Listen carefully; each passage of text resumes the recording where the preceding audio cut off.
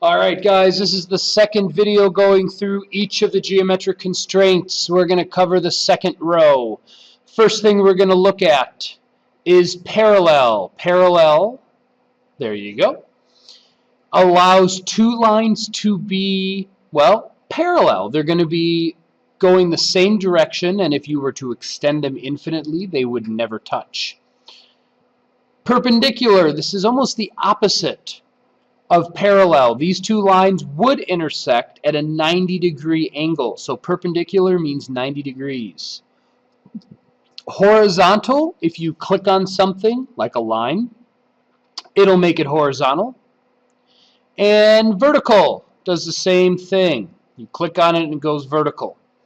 So what I have here on my screen is a bunch of sticks. And I'm going to show you how to use these constraints to start making a square. Or rectangular in this case. So I'm going to go ahead and use coincident from an earlier video, and I'm going to connect four of these together like so, and it bounces around because nothing is really locked down yet.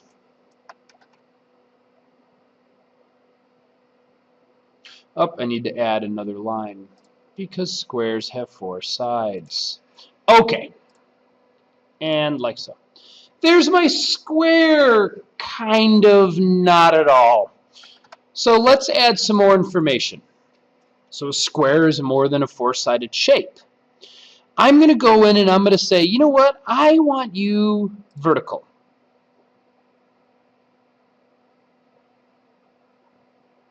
I swear to God, the vertical and the horizontal tools do opposite things in this version.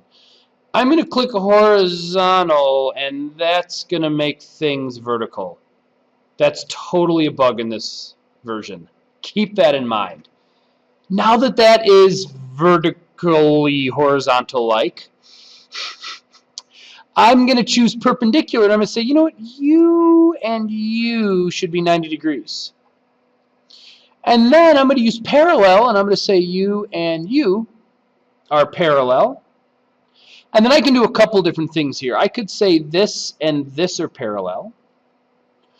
Or I could say this and this are perpendicular. Or I can click horizontal, which will make this thing vertical. I wish that wasn't buggy, but hey, sometimes life works like that. Let me do that again with these guys here. I'm going to go about it a little different. I'm going to go about it backwards. First thing I'm going to do is I'm going to make this guy horizontal. And I'm going to make this guy and this guy parallel. Now, I want these on top of each other. Oh, pardon me. Pressed the wrong button many, many times. I'm going to say that I want this point and this point vertical to each other. Okay, so totally new way to use this tool.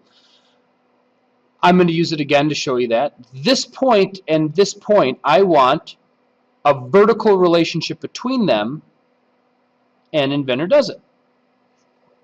I'm going to do that because it's going to get in the way. I'm going to go ahead and say you should be vertical. I'm going to say you should be parallel to this vertical line. And now all I need to do is use coincident to connect them.